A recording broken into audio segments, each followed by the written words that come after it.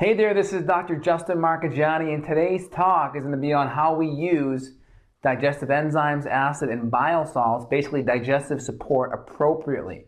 Now, everyone's a little bit different, and the rule of thumb is the more healthier you are, the more you can break the rules, right? This kind of goes this way in school. If you're, have really good grades and you're good, your good study habits, you can kind of break the rules a little bit. Same in sports, same in health too, right? The healthier you are, you can miss with your diet a little bit. The more sick you are, the more you have to be on point. So when we're dealing with digestive support, again, with your run-of-the-mill average person that may just have a little bit of stomach issues, they may just be able to throw in some hydrochloric acid or maybe a broad spectrum HCL with enzymes and bile salts together, and that may be good enough.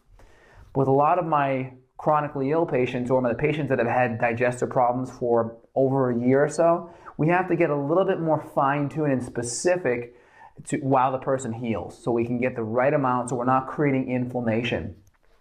So when we give digestive support, the last few years I've been experimenting with great results in separating the hydrochloric acid and the enzymes. And the reason why this is important is because hydrochloric acid, as essential as it is for digestion, because of its low pH, it can be very irritating in the stomach.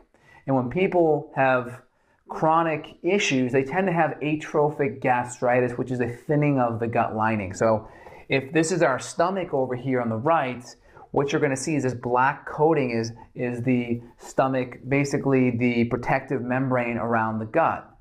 And if we have chronic stress, H. pylori, the whole 9 yards, infections, this can slowly get worn away, and it's going to expose the inner part of the stomach that's more sensitive to the acids. So what we have here is around the black part, we have these foveolar cells, and they produce bicarbonate, HCO3, and that helps neutralize a lot of the stomach acid. But if we lose that gastric lining, that acid can come in there and really create a lot of inflammation and wreak havoc. And what happens is when it becomes damaged over long periods of time, instead of functional tissue being there, meaning tissue that actually creates enzymes and acids and such, we have tissue that's replaced by fibrotic tissue, i.e. scar tissue. It's kind of like you have healthy skin, you get burned, right? You're a burn victim, you can see the change in the skin, and a lot of times if you were to touch it, you couldn't feel it a lot of times. Same thing with your stomach. We lose that sensory perception that we need for healthy gastric secretion. So again, this is what happens with chronic stress. And when we're doing enzymes and hydrochloric acid, if we package them together, hydrochloric acid is going to be our rate limiting step. So if we're taking one product with everything in it, right, we have enzymes on this side, HCL on this side, I can only bring them up in the same ratio. So if we're here with the HCL on this side, but the enzymes could go up here because the HCL past here will start burning, then we're stuck. So we want to have them separate, so that if the HCL starts hurting here, we can go up separately with the enzymes and have a maximal benefit. So what I typically recommend with patients is each day, so if on Monday, let's say this is Monday, we're doing one cap of HCL 3 times a day, breakfast, lunch, and dinner. Well then on Tuesday, we would do 2 capsules at breakfast, lunch, and dinner. And then so on.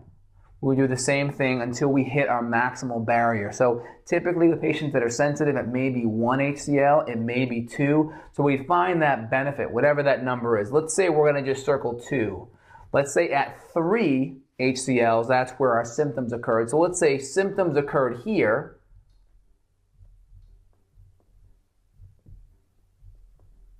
So we would just back off by 1. So then we would go back to Tuesday's dosage. And symptoms could be burning, a little bit of heartburn. It could be a little bit of nausea or irritation or just not feeling too well in your tummy. So we go back to our Tuesday dose of 2. So we write down 2 as being our HCL dose.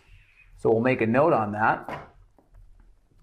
So 2 HCL 3 times per day. Now once we have our HCL dose down, enzymes are really well. So we can start with enzymes typically anywhere between 1 to 4 caps. Enzymes aren't going to be as abrasive. So when we're doing enzymes, really simply Start with 1, work up to 2, work up to 3, work up to 4. If you don't feel a difference in digestion, meaning you don't feel like you broke the food down better, you're not seeing a better stools, you're not seeing food particles, if you're seeing the maximal improvement at 3 versus going to 4, you don't see a big jump in your improvement, then we would just keep at 3. So if we're benefits at 3, we're feeling lighter, no gas, no bloating, then we'd probably just keep our enzymes at 3, and that would be our dosage. So if I'm dealing with this patient and at 3 enzymes they feel pretty good, being their average meal, we'd have 3 enzymes 3 times a day, and we do 2 HCLs 3 times a day. That would be a good starting point. Basically, the goal isn't to be on HCL for life or enzymes for life. The goal is really to make sure we kind of give our stomach a crutch. So imagine this stomach being like a broken foot. You want to give it a crutch so it can basically take the stress off it. Now, when you have a broken ankle, you can actually, walk on crutches the whole time. But when we're eating food, we can't not eat food. Food has to pass through our stomach for digestion. So having enzymes and HCL is going to be vitally important so we can maximize digestion.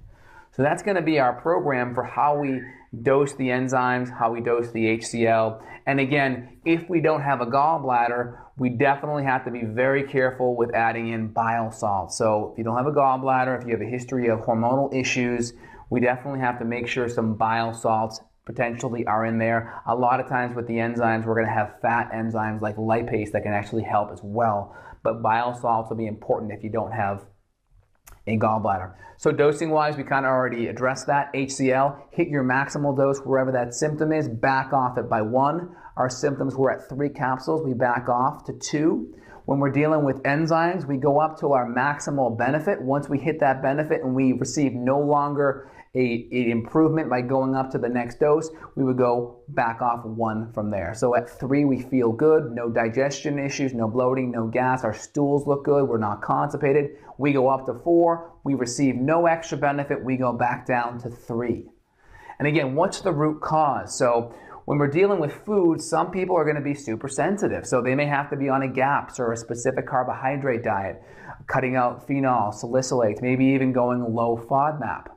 This may not be forever in some people, it really depends. So if we have a gut infection there, we have to get to the root cause of the gut infection so we can reduce the inflammation, because that will prevent the gut lining from healing. And then obviously stress. So some stressors are making sure you chew your food well enough. Also making sure that you're not hydrating while you eat. I mean, a couple ounces of water is not a big deal to help get the food down, but we don't want to be diluting our digestive enzymes and raising the pH in our stomach, because again, the pH is supposed to be around 1.5 with the hydrochloric acid in there. So if we drink about 8-10 ounces of water of HCL, we drink 8 to 10 ounces of water, that's going to dilute the HCL. Water's a pH of 7, HCL is a pH of 1.5. That's going to raise the pH up. And a lot of our enzymes in our stomach are pH driven. So we raise the pH. What's going to start happening is we're going to start decreasing our enzymes. And that is going to hurt us in our ability to break down protein, fat, and carbohydrate appropriately. So making sure we're not drinking while we eat, making sure that we give ourselves 15 minutes to eat, and also making sure that we chew up our food well enough. So making sure, essentially, the old Buddhist proverb is, make sure you chew your water and drink your food. So essentially, chew your food up enough to a liquid consistency where you can swallow it down where it kind of feels like oatmeal. It's pretty liquefied, maybe a little chunky, but it's pretty, you get a good sense you can kind of slurp it down, almost like a smoothie consistency. And then with our water, we're chewing our water, kind of giving our water a chance to imprint on our saliva so our body can absorb it better. So I hope this is helpful for you.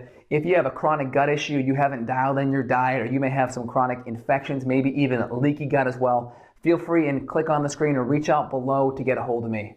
Thanks, this is Dr. Justin here. Have a great day.